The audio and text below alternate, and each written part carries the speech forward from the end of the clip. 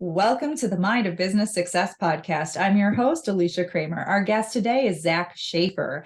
Let's talk about communication. Welcome to the show, Zach. Thanks for having me, Alicia. Glad to be here. Well, let's start by talking about what you do. I know communication is only one piece, but why don't we start by sharing with our listeners what you're doing with your business, what you specialize in, all that fun stuff. Yeah, perfect. Well, I have to segment that because I wear a lot of hats. So today we'll focus on my management consulting firm that I found and operate. Outside of that, I run a variety of businesses from sports bars to consumer products to real estate. So I think we can probably focus in on the management consulting and coaching side today. And it boils down to me being an action catalyst through communication and helping business owners and leaders do the same thing. I love it. So you are the quintessential serial entrepreneur. I wouldn't self-label that way, but I guess I fit that box. You fit the box. I know labels aren't they terrible, right? I usually yeah. scold No, it does. labels, but In former life, I was a tenured academic, which I love the idea of teaching. I find it very noble, but I don't like the idea of limiting it to a classroom. So everything I do in life is really trying to help others reconnect with the most important tool we have, and that's communication. And the one that the more we do digital and Zooming, the one we forget about. And so that's what I'm really focused on as a management consultant. And I focus in a couple different areas. I use some fun assessments and do advisory services. I do one-to-one behavioral coaching, and then I do what's called facilitation and conflict management. Those are the three big pillars. let's drill into that. So, you know, we have an audience here of small business owners. A lot of people would label themselves as not necessarily being the best communicator. It is not intuitive for everyone. And certainly when tensions are high or there's stress or whatever is going on, whether it's personal or professional, it is going to adversely affect our ability to communicate in a calm, composed, effective manner. So you have obviously been immersed in this topic for some time. And I'd love from your perspective, where does somebody begin to improve in that area? It's a big topic. Yeah. Yeah. To me, it would be defining what area, because communication is sort of like love. It can be everything or nothing. So, if you're talking about leadership behaviors, communication is a huge aspect of that. Is it about influencing and persuading others? Is it about having accountability in difficult conversations with our team? Is it about setting the vision and then translating that vision and strategy down through the ranks on the org chart? All of that is communication, but all of those things are very different functionally and would come off in a very different style or manner. I think the most interesting piece, though, is really that communication and then the conflict, the disagreement. And I find a lot of small business owners to medium-sized enterprises, so what I define from 10 million to 250 million, they're really good with their subject matter expertise and whatever business function they come from, and they're really bad with the people side of the business. And oftentimes around that accountability conversation, having standards and enforcing those standards, because they feel like they're hurting people's feelings when they have direct conversations. So that's a huge opportunity for people to do some self-assessment. Where am I at with my current level of competence for what I would call conflict competence? And how can I improve that? Because I can't just give you a formula to say, oh, Alicia, you need to get here. Well, if you're already right here, that's not going to be a big jump. But if you're way over here, that's going to be a lot of work. There's some really, really good points that you just made. It's not really a one size fits all. It's not just buying a book on being a better communicator. There are nuances, and we do need to understand where we're at and where we maybe are aspiring to get to and the logical way to get there. I've personally seen a lot of people stop dead in their tracks because they're looking at what appears to be a goal that is so far from where they are that it just overwhelms the mind, and they just don't take any action to improve that area of their life or business at all.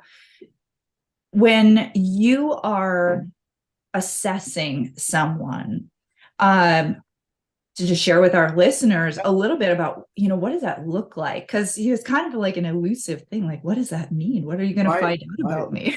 So again, if we're talking about communication, leadership behaviors, communication, conflict management, accountability conversations, there's a couple different tools that we use or that consultants and coaches could use. So one, I'm going to have you take what's called a behavioral assessment. That's going to give me a better understanding of a few of your natural drives, things that naturally motivate you, but more importantly, the natural behaviors that come along with those drives in the workplace. I might have somebody take a cognitive assessment. That simply helps me understand how fast somebody can learn and apply new information. What I've found is that a cognitive, it's called general cognitive ability. It's not IQ, but it's a cousin to IQ. The lower that is for somebody and the more people they're managing, the more stressed they are. So I can see that conflict competence goes down if they're not able to adjust and learn on the fly very quickly with a large team. But outside of that, we collect through our own proprietary tools. We've developed a ton of what folks might call 360-degree angles, focused specifically on how this person communicates in the workplace, what are their top communication or most productive behaviors, and most importantly, what are their most unproductive communication behaviors. That gives us the snapshot to begin to develop that conflict competence plan to help them improve in those areas. We would assume that it's somewhat intuitive. If a person is constantly experiencing conflict with their employees, whether it's upper management or they're working, more with a smaller team, because you can feel it, but right. We can't actually, in many cases, assume that it's obvious or intuitive, because some people are so predispositioned to always kind of be at odds with other people that they don't have that self-reflective ability to say, this is actually hurting my business. This is not only a feeling that is inconvenient to me. It is not helping me to grow. It is not helping my business to scale, to thrive, whatever. When we're talking about those people who maybe are questioning, could I improve my communication? And what can I do for, not as necessarily what can I do, but what good can it do for my business? I'd like to talk a little bit about that, because I think sometimes we have an aha moment when somebody says, all right, well, if this is what you're experiencing, then there's probably a problem. And they're like, oh shit, that is me. Right.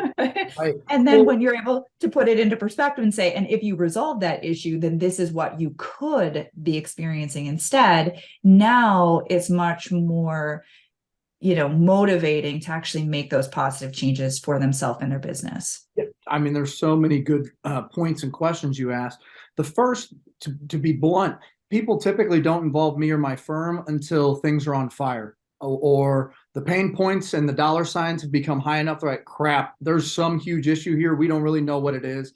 And usually most leaders are going, there's a communication problem and it's somebody over there, and they're not including themselves as part of that.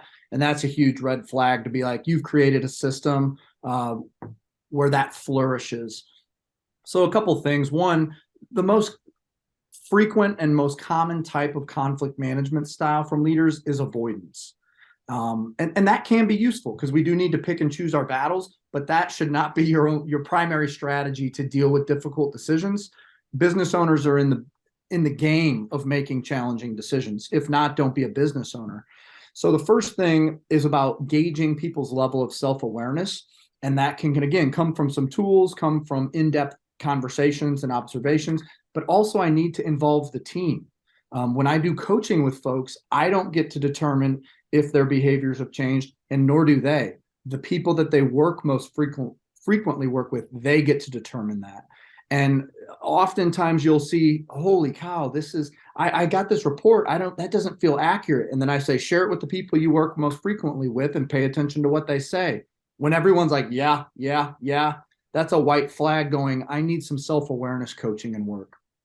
But for me, communication's interesting because it's the oil to the machine. It's just like eating healthy, working out. We know we should do these things. We know we should communicate a certain way, but doing it consistently on a daily basis is challenging because there's so many other bigger picture things popping up to take our time. We don't want to focus in on the simple things that we need to do well all the time because it almost feels like it's beneath us. But I believe if we can't get that right, we have very shaky foundations to grow and thrive as business owners and leaders. Let's talk a little bit about the benefits of improving your communication as a leader. A lot of people need that sort of tangible ROI in order to be willing to invest the time and the energy into doing that type of inner work. And it really is a lot of inner work. Oh, yeah.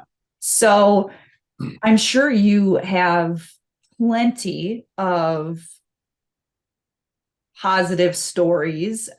We don't need exact, but maybe you could share some of the things that people can actually look forward to at not necessarily the end, because we're always improving, but certainly after they've made some substantial improvements in their ability to communicate effectively with their team.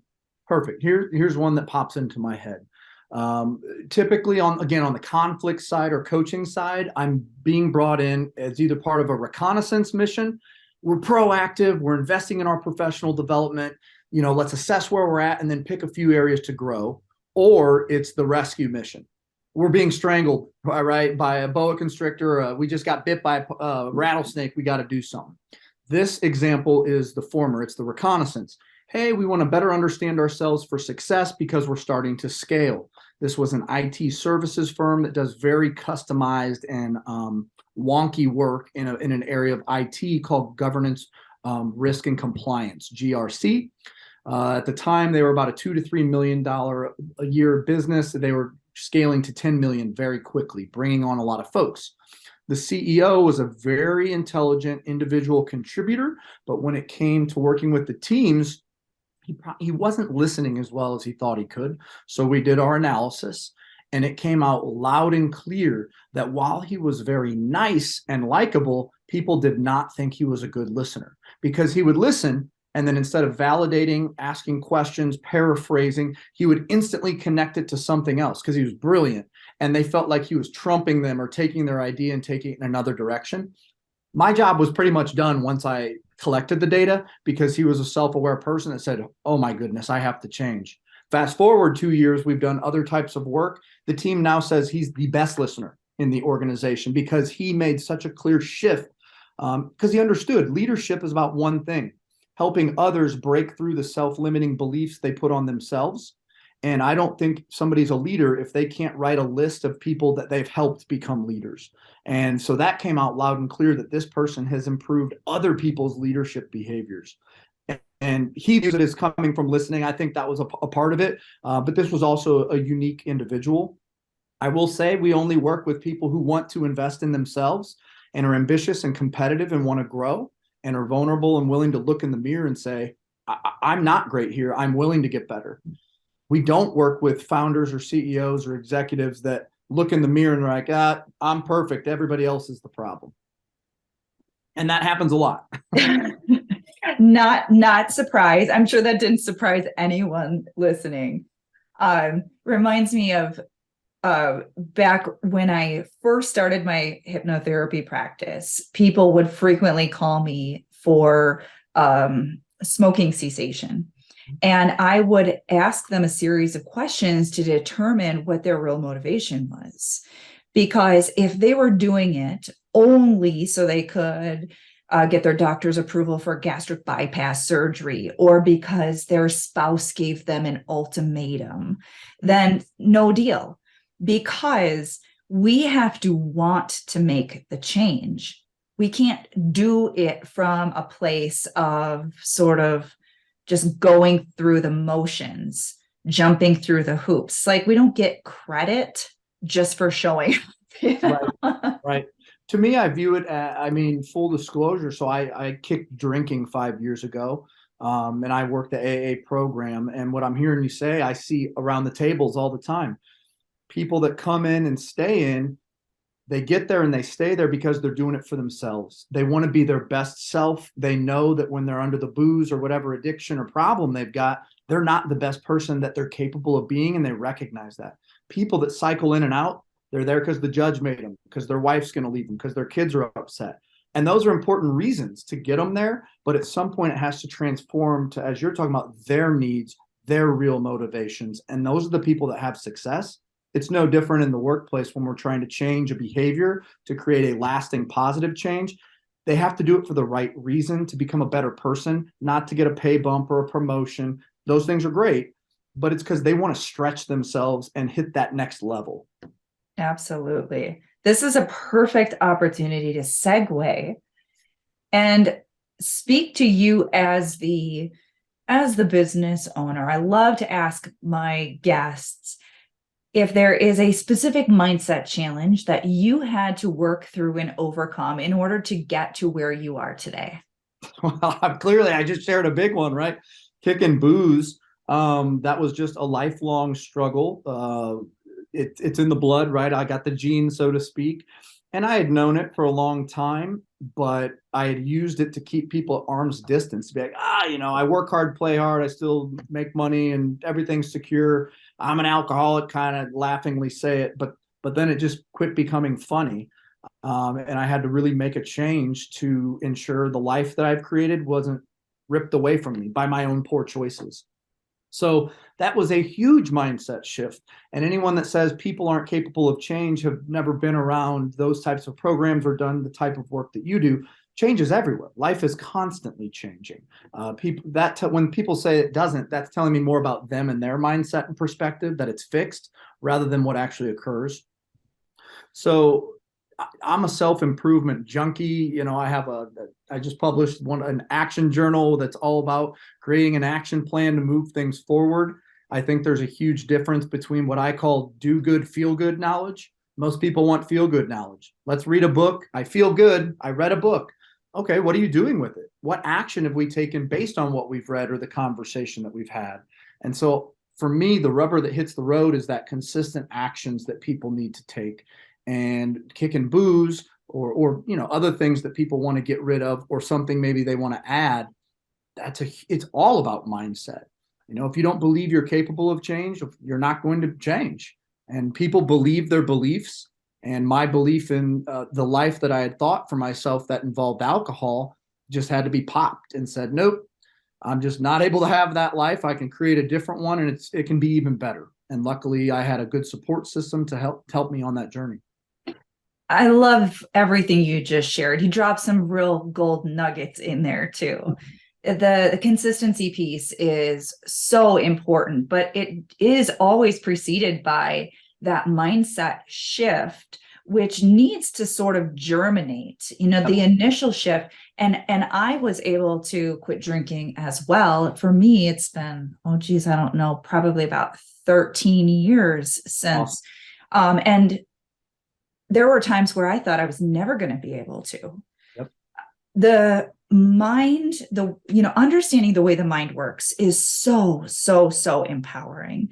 And all of my years of working with business owners on all different types of mindset stuff, from the, little hiccups that they have in their businesses to those deeper challenges that they're personally struggling with. It always begins with the belief that it's even possible for us. And it's interesting, I'm sure you've seen this as well, that we can conceptually know that something is possible and still not believe it. Oh, yeah. 100%. Well, and the other thing is that we can have knowledge that things can occur, but if we don't take action on those things consistently, nothing's going to happen. Everything you just described, I agree with a big exclamation point. It also makes me think about a guy named Charles Duhigg's got a great book called The Power of Habit, and he talks about creating habits and why that's important. Really, at the crux of his model is the idea of belief.